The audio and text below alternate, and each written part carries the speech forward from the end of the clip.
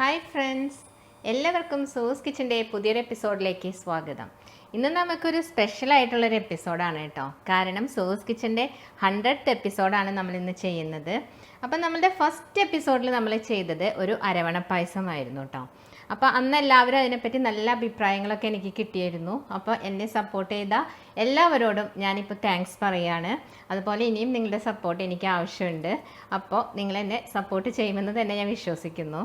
അതുപോലെ നമ്മൾ ഇന്നും ഒരു നെയ്പായസമാണ് കേട്ടോ ഉണ്ടാക്കുന്നത്. അപ്പോൾ ഈ നെയ്പായസം എങ്ങനെയാണ് ഉണ്ടാക്കുന്നത് നോക്കുന്നതിന് മുന്നായി നിങ്ങൾക്ക് എൻ്റെ വീഡിയോ ഇഷ്ടപ്പെടുകയാണെങ്കിൽ ഒന്ന് സബ്സ്ക്രൈബ് ചെയ്തേക്കണേ. അപ്പം നമ്മളിന്ന് 2 രീതിയിലാണ് ഈ നെയ്പായസം സെർവ് ചെയ്യാൻ പോകുന്നത്. അതാണ് ഞാനിപ്പോൾ ഇവിടെ കാണിച്ചിട്ടുള്ളത് കേട്ടോ. അപ്പം നമുക്ക് ഉണ്ടാക്കാൻ തുടങ്ങാം. നമുക്കപ്പം നെയ്പായസം ഉണ്ടാക്കാൻ തുടങ്ങാം. അതിന് വേണ്ടി ഞാൻ 250 ml കപ്പിൽ 1 കപ്പ് അരി ഇവിടെ കഴുകി വൃത്തിയാക്കി വെച്ചിട്ടുണ്ട് കേട്ടോ.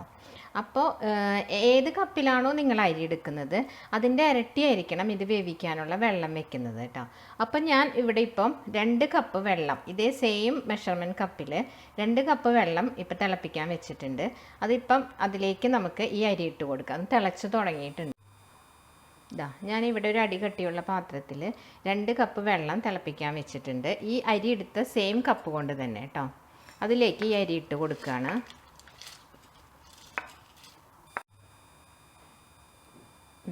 ഇപ്പോൾ അരി ഇട്ട് കൊടുത്തിട്ട് നമുക്കൊന്ന് ഇളക്കി ഇതൊന്ന് മൂടി വെക്കാം.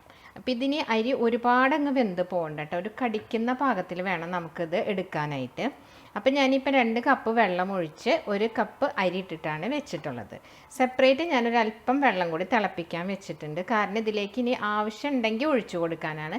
ഇല്ലെങ്കിൽ പിന്നെ നമുക്കിത് ഇതേ ഇതിൽ തന്നെ വേവിച്ചെടുത്താൽ മതി.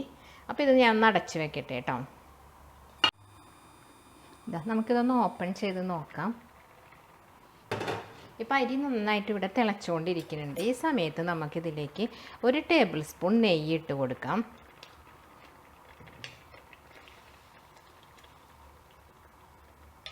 ഈ നെയ്യ് ഇട്ടതിന് ശേഷം വീണ്ടും ഒന്നും കൂടി, ഇത് അരി ശരിക്കും വെന്തിട്ടില്ല കേട്ടോ.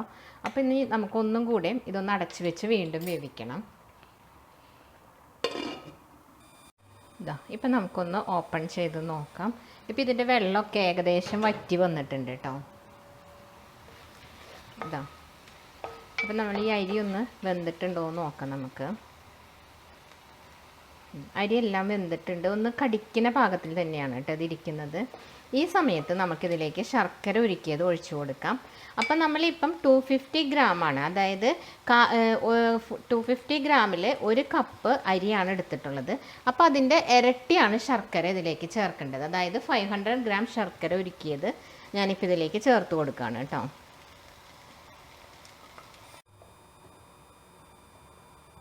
ഞാൻ ആ ശർക്കര എല്ലാം ഇതിലേക്ക് ഒഴിച്ച് ഇത് യോജിപ്പിച്ചിട്ടുണ്ട് കേട്ടോ. അപ്പോൾ ഈ സമയത്ത് നമുക്ക് വീണ്ടും ഒരു 2 ടേബിൾ സ്പൂൺ കൂടി നെയ്യ് ഇതിലേക്ക് ഇട്ട് കൊടുക്കണം.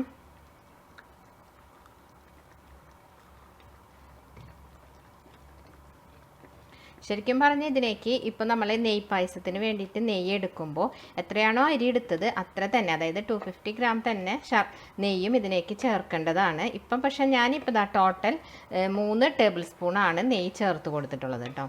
ഇനി ഈ ശർക്കര നീരൊന്ന് ഇതിൽ കിടന്ന് വറ്റി ഈ അരി ഒന്ന് വെന്ത് വരട്ടെ കേട്ടോ.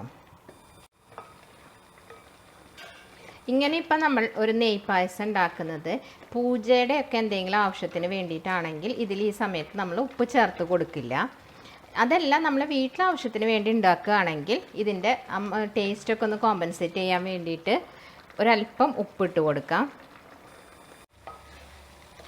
ശർക്കരയും നെയ്യ് ഒഴിച്ചതിന് ശേഷം നമ്മളിതിങ്ങനെ കൈയെടുക്കാതെ ഇളക്കി കൊടുക്കണം കേട്ടോ, അല്ലെങ്കിൽ അത് പെട്ടെന്ന് അടുക്കി പിടിക്കും. ഇനി നമുക്ക് അടുത്തതായിട്ട് ഇതിലേക്ക് 2 ടേബിൾ സ്പൂൺ ഹണി ഒഴിച്ചു കൊടുക്കാം. എന്നിട്ട് ഇതിൻ്റെ കൂടെ ഇത് നന്നായിട്ട് മിക്സ് ചെയ്യാം കേട്ടോ.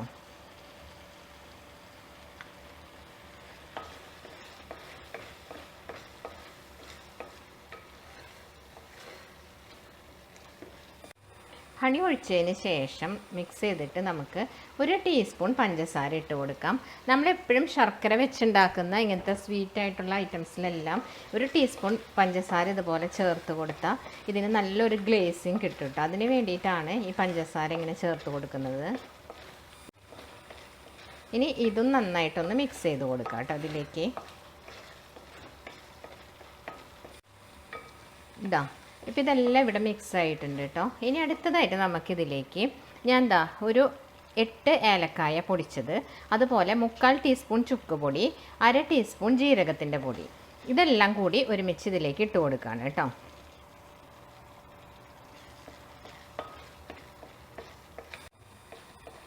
ഇപ്പം നമ്മളെ പായസം ഇവിടെ ഏകദേശം റെഡിയായി തുടങ്ങിയിട്ടുണ്ട് കേട്ടോ. ഈ സമയത്ത് ഞാനിവിടെ ഒരു 10 ഡേറ്റ്സ് കുരു കളഞ്ഞ് ഇങ്ങനെ നീളത്തിൽ അരിഞ്ഞ് വെച്ചിട്ടുണ്ട്, അത് ഇട്ട് കൊടുക്കുകയാണ്.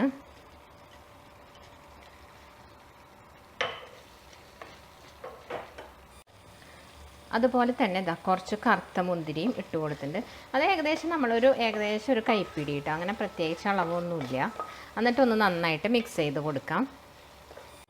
ഇപ്പം നമ്മളെ നെയ്പായസമൊക്കെ ഇവിടെ റെഡി ആയിട്ടുണ്ട് കേട്ടോ.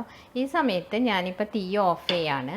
തീ ഓഫ് ചെയ്തതിന് ശേഷം നിങ്ങളുടെ കയ്യിൽ ഇപ്പോൾ കദളിപ്പഴം ഉണ്ടെങ്കിൽ 2 കദളിപ്പഴം ഇതുപോലെ അരിഞ്ഞ് ചേർക്കാം. ഞാനിപ്പോൾ ചേർക്കുന്നത് മൈസൂർ പൂവനുണ്ടല്ലോ, അതാണ് ചേർത്തിട്ടുള്ളത് കേട്ടോ. എനിക്കത് കിട്ടിയില്ല കദളിപ്പഴം, അപ്പം ഞാൻ ഇതാണ് അതിന് പകരം ചേർത്ത് കൊടുക്കുന്നത്. ഇനി നമ്മൾ പഴം ചേർത്തതിന് ശേഷം ഏറ്റവും ലാസ്റ്റായിട്ട് കൽക്കണ്ട ഉണ്ടല്ലോ, കൽക്കണ്ട ഞാനിത് പൊടിച്ചതാണ്, ഇത് 1 ടീസ്പൂൺ ഇങ്ങനെ ഇട്ട് കൊടുക്കാം. അപ്പോൾ നല്ലൊരു ടേസ്റ്റ് ഇതിന് കിട്ടും കേട്ടോ. എന്നിട്ട് നമുക്കൊന്ന് മിക്സ് ചെയ്യാം. ഇത് ഞാൻ കുറച്ച് നാളികേരം ഇങ്ങനെ കൊത്തുണ്ടല്ലോ, നാളികേരക്കൊത്ത് ചെറുതാക്കി അരിഞ്ഞിട്ട് നെയ്യിൽ വറുത്തെടുത്തതാണ്. ഇപ്പം നിങ്ങളുടെ കയ്യിൽ ഉണങ്ങിയ തേങ്ങ ഉണ്ടെങ്കിൽ അതായിരിക്കും ഏറ്റവും നല്ലത് കേട്ടോ. ഇതിപ്പം ഞാൻ എടുത്തേക്കുന്നത് പച്ചത്തേങ്ങ തന്നെയാണ്. അതും കൂടി ഇതിൻ്റെ കൂടെ ഇട്ടിട്ട് നന്നായിട്ടൊന്ന് ഇളക്കി മിക്സ് ചെയ്യാം നമുക്ക്. ഇതോടുകൂടി നമ്മളുടെ പായസം, നെയ്പായസം ഇവിടെ റെഡിയായി കഴിഞ്ഞു.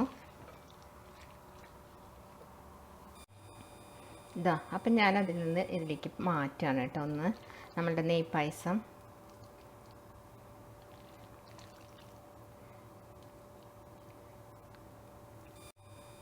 അപ്പോൾ നമ്മൾ നെയ്പായസം ഇവിടെ റെഡി ആയിട്ടുണ്ട്. ഞാനപ്പോൾ ഈ പാത്രത്തിലേക്ക് ഇത് മാറ്റിയിട്ടുണ്ട് കേട്ടോ. അപ്പോൾ നിങ്ങൾക്ക് എല്ലാവർക്കും അറിയുമായിരിക്കും, കാലിക്കറ്റ് നോട്ട്ബുക്ക് റെസ്റ്റോറൻറ്റിൽ നമ്മൾ ചെന്ന് കഴിഞ്ഞാൽ അവിടുത്തെ സ്പെഷ്യലായിട്ടുള്ളൊരു ഡെസേർട്ട് ഉണ്ട്, നെയ്പായസം വിത്ത് വാനില ഐസ്ക്രീം. അപ്പോൾ ഞാൻ ഈ നെയ്പായസം എടുത്തിട്ട് വാനില ഐസ്ക്രീമും കൂടി എങ്ങനെയാണ് അത് സെർവ് ചെയ്യുന്നതെന്നും കൂടി ഒന്ന് കാണിച്ചു തരാം കേട്ടോ. അപ്പോൾ ഇതിവിടെ ഇരിക്കട്ടെ. അപ്പോൾ ഞാൻ ഇങ്ങനെ ഒരു ബൗൾ എടുത്തിട്ട് അതിലേക്ക് ഒരല്പം പായസം ഇട്ട് കൊടുക്കുകയാണ് കേട്ടോ.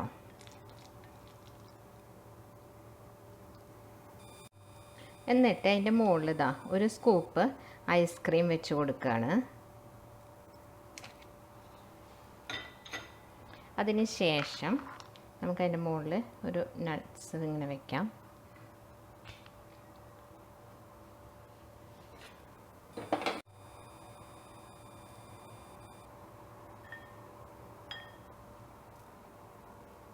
അപ്പോൾ ഇങ്ങനെ ഐസ്ക്രീം, അതായത് നെയ്പായസം വിത്ത് വാനില ഐസ്ക്രീമായിട്ട് ഇങ്ങനെ സെർവ് ചെയ്യാനും ഇത് നല്ല ടേസ്റ്റിയാണ് കേട്ടോ.